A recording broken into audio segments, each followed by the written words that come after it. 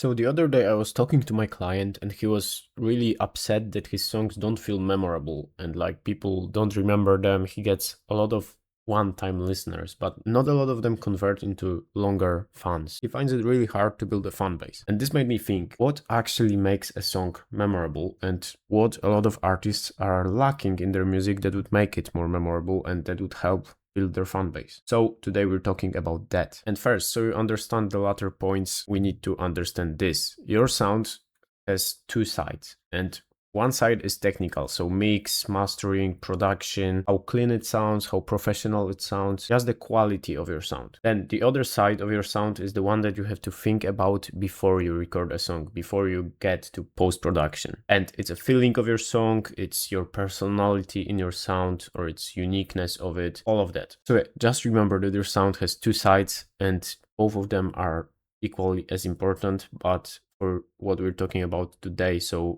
how memorable your song is, the second side, the one on the right, is more important. Obviously, you need this too. This needs to be high quality, but this is more important if you actually want people to remember your songs. And the first reason why your songs are not as memorable as you'd want and you're not converting one-time listeners into your fans is that you just don't have identity. See, if you look at those albums, this collage, you probably know how every one of them sounds, and every one of them sounds differently. These are one of the biggest R&B albums of recent decade or whatever. Why? Because each one of those albums has identity. Each one of those artists have identity. Every album here is different. The sound of the album is different and it's clear what the artist is trying to do in their music. But a lot of you are using type beats, and this is basically copying the identity of someone else, either of a producer that made the beat or of an artist that the beat is a type beat of. And how are you supposed to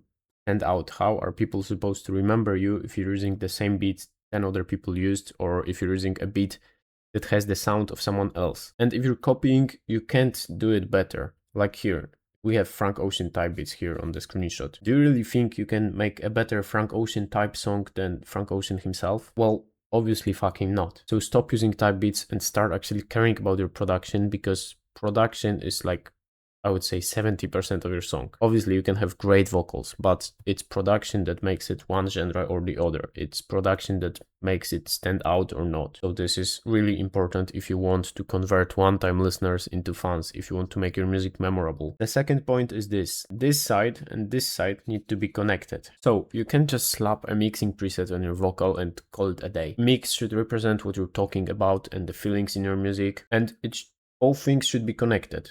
It's not like lyrics are one thing and mixing and production is the other. It should fit together. Well, mastering maybe not, because mastering is just cleaning up the sound and making it louder for streaming, for radio. So we can leave that on one side. But production and mixing should be connected to your personality or influences, and they should make you sound unique, because there are like hundreds of thousands songs posted on streamings daily. You need to do something differently to stand out. You can't do whatever everyone else is doing. But you also can't make a unique song by using a type beat and just hoping that your vocal is enough to make it unique and enough to make you stand out. And that's why this point is important. Think about it. This side needs to be connected to this side. And third, kinda a bonus point, you don't have a specific moment in your song that would catch the listener and that would make them remember the song. So this is a great example. You obviously know just from the screenshot. I don't even have to play you the song. You know what this moment is. Everyone who listened to this song knows the Night's beat switch. And I can bet you that this song has a great rate of streams per listener. So everyone probably streams this song 5, 10 times. And part of the reason why is that the song is just great. It's obviously a good song. But I think one of the reasons why people love Frank Ocean and love this song so much is this particular moment, the beat switch. And it can probably be explained even by just how our brains work. So you get a dopamine hit whenever you play a song. It takes like 10, 12 seconds for your brain to get dopamine from listening to a song you like. And because there's this beat switch, because there's this specific moment that's provides more dopamine, the song is addicting. And when you're making a song, you need to remember that. Because if you just take a beat and it's 8 bars looped over and over again, and you're just singing on top of it with a static flow, there's no specific moment that would make people remember, that would make people addicted to the song. So that moment can be, for example, a very powerful bridge, pre-chorus, or just something crazy on the chorus, like, I don't know, a big beat drop or 10 layers of harmonies. Whatever, you are the creative, you can figure it out. But having specific moments that catch the listener and make them remember the song is really helpful. Because after all, if someone remembers your song or not, it all comes down to the song being unique, being surprising.